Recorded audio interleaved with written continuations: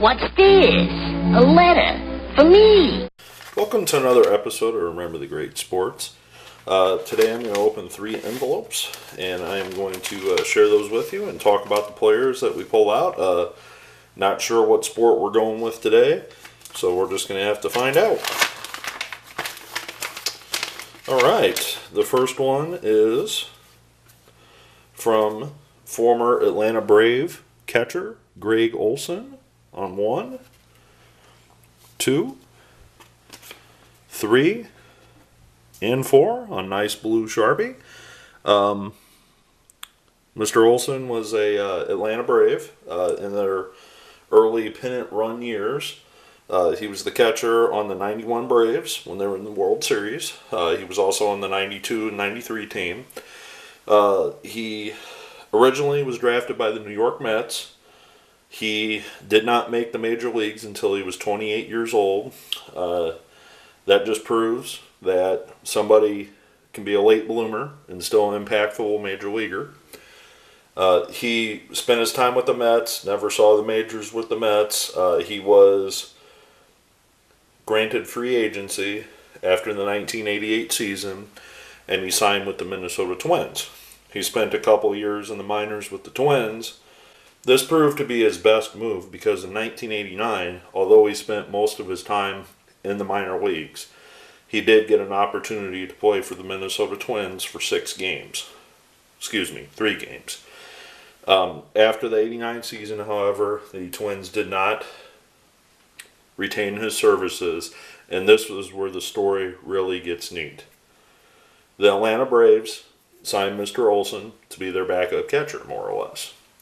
Well, he took that opportunity and seized the opportunity to become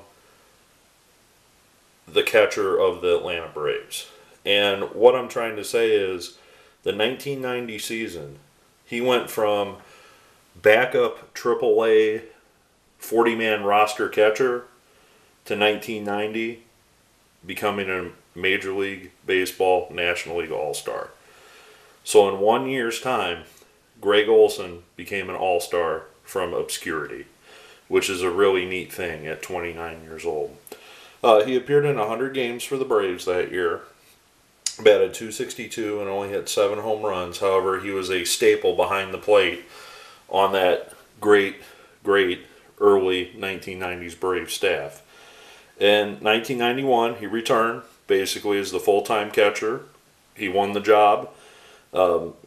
That year, and he caught 133 games, including in the World Series. He did not make the All-Star team the following year. However, he was successful in the fact that he basically caught most of their games. In 1992, however, he was back to being a part-time catcher and only caught 95 games.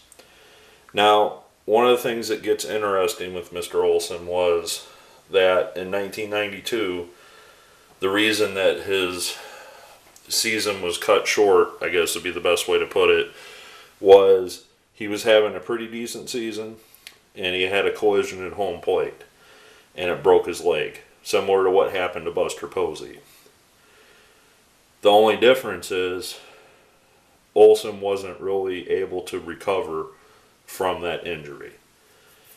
By 1993, Olson was trying to make his comeback, and after the 1993 season, the Atlanta Braves let him go. He just could not catch at the level that he was catching at the previous magical year in 1990 and 1991 after that injury. This goes to show what might have been. It's a great heartfelt story to know about this Greg Olson, knowing that he never gave up. The guy persevered. He worked so hard to reach his major league dream, and he only had a short few seasons before it was taken away from him. And it's very cool to learn about his history, and his hard work ethic. And I want to thank him very much for having him sign these cards. Now, one thing I do need to point out is there is another Greg Olson, but he has 2 G's on his name. It's Gregg Olson. and he is the former Rookie of the Year pitcher for the Baltimore Orioles. So do not get those two confused. Those are two different people. I'm sure still to this day they commonly get, each other's cards sent to each other. But if you're ever ordering cards or you're putting cards aside, do not be confused. This is Greg Olson, the catcher, where that's Greg Olson, the pitcher. So thank you, Mr. Olson. Very nice of you to return those signed to me. All right, so moving on to the next one. This is also pretty good backstop from that era. And this is former Baltimore Oriole Chris Hoiles on 1, 2, 3, and 4. And there's your 91 Flair. Again, I believe those two are rookie cards of him. Obviously, the score one says rookie prospect. But Chris Hoiles was a very good backstop for the Orioles during that era as well. He originally, let's see where he was drafted. He was originally drafted by the Detroit Tigers in 1986 out of Eastern Michigan University. I was not aware of that. He spent time in the minors with the Tigers.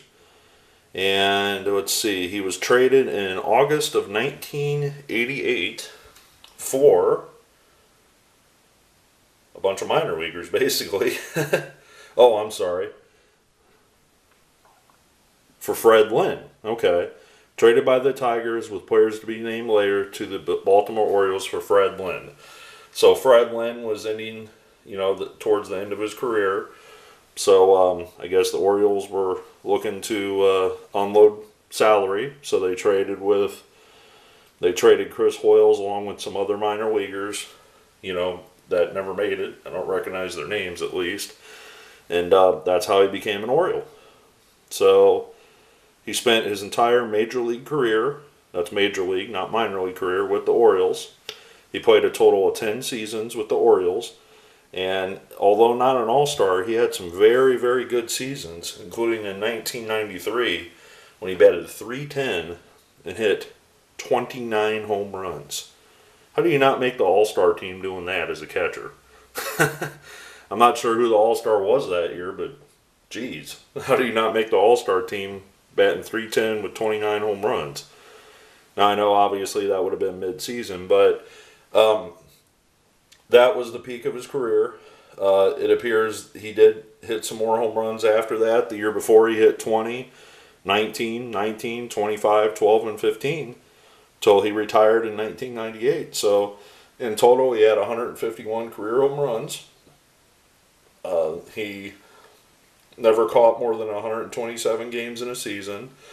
There were, looks like about 4 seasons where he caught less than 100 games, so that tells me that he was used in, probably a platoon situation, or he wasn't the full-time catcher. But despite those numbers, he still could crack the ball pretty good. I mean, he had 25 home runs once. He had 20 or more home runs 3 times in his career, in his 10-year career, which is a pretty good feat. From what I understand, he did do some coaching after his playing career. I want to say in the independent leagues. I'm not sure if he's affiliated with the Orioles in a coaching capacity anymore, but I did remember reading that he does some radio work in the Baltimore area. Maybe some viewers from the Baltimore area can, confirm that. But I read that he does some radio work, and I want to say that maybe he does some coaching or maybe some scouting or something for the Orioles in some capacity, but I could be wrong. So thank you, Mr. Hoiles. I really appreciate it. All right, this next one, I think I know who it is because of the postmark.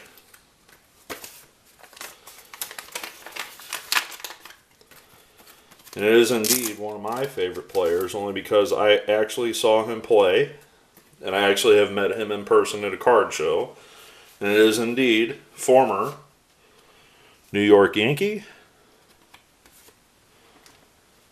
/ Cardinal / Chicago Cub / Minnesota Twin, Bob Tewksbury, on 4 cards. Now, like Greg Olson, Bob Tewksbury's got a very, very unique path to the majors.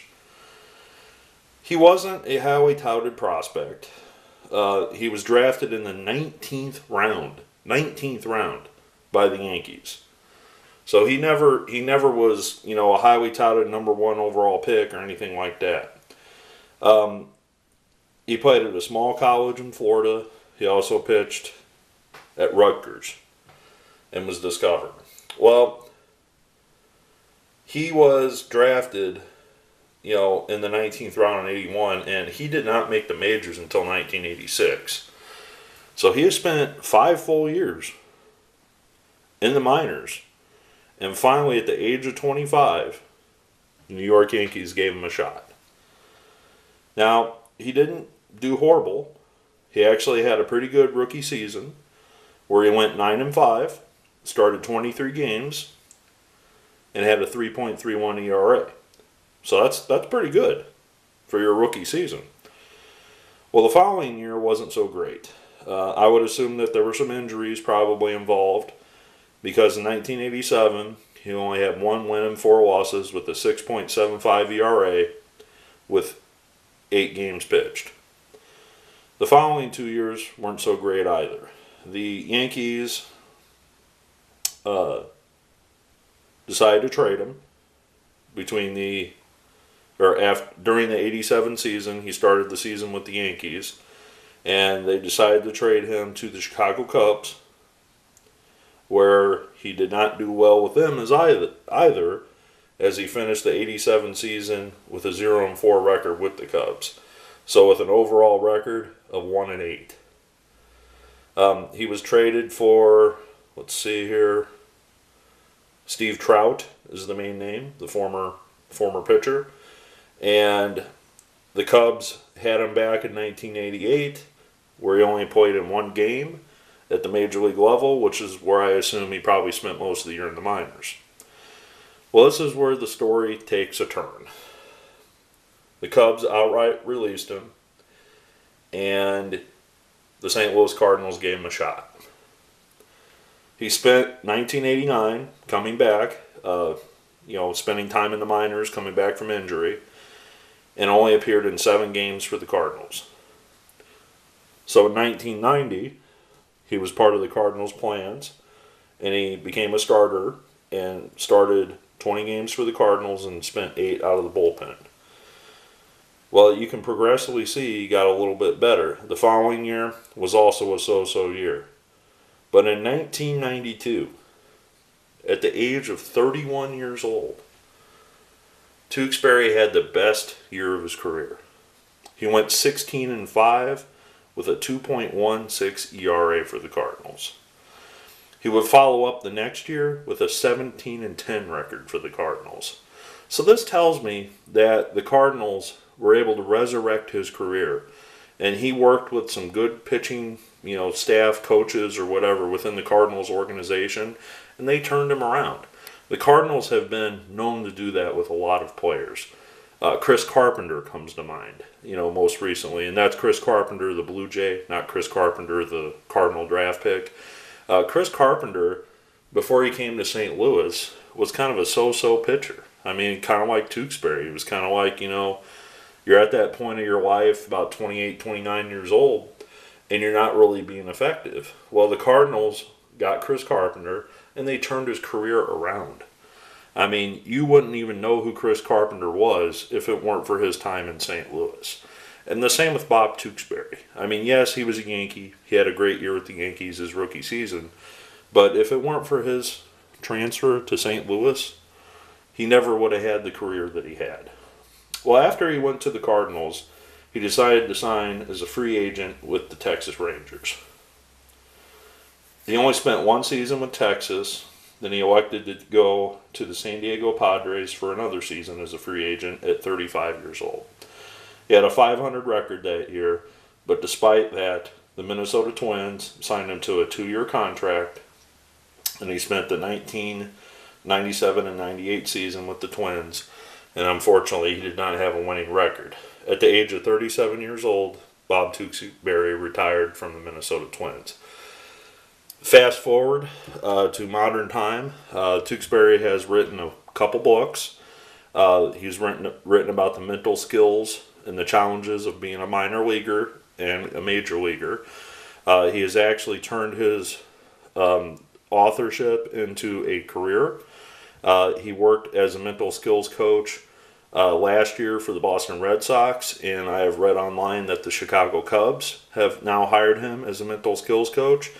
And what a mental skills coach is, it's kind of a new age thing when it comes to developing baseball players. And what that is they go around to minor league stadiums and they help players out getting through the day-to-day rigors of being a minor league baseball player to get them ready for what they need to know to get to the major leagues. Who better to do that than a guy that toiled in the minor leagues trying to find himself and trying to resurrect his career. And that just goes to say, with Bob Tewksbury and Greg Olson, to say, no matter how down you can be when you're a baseball player, if you work very, very hard and you work hard at whatever it is that you do in life, somebody will discover you and somebody will recognize it. And I can guarantee, I've met Bob once, but I didn't ask him this question, but I can guarantee both of these guys will tell you that every second, every minute that they were in the major leagues, they thank God for. I guarantee that. You know, the blessing that God gave to them to have the opportunity to be Major League Baseball players, I guarantee that they will share that sentiment. So thank you, Mr. Olson. Thank you, Mr. Tewksbury. And thank you, Mr. Hoiles. You are all three all-stars, you know, in my mind. And you guys were great players from my childhood, and I really enjoyed watching you guys play. Thanks for your time, and I look forward to your comments below.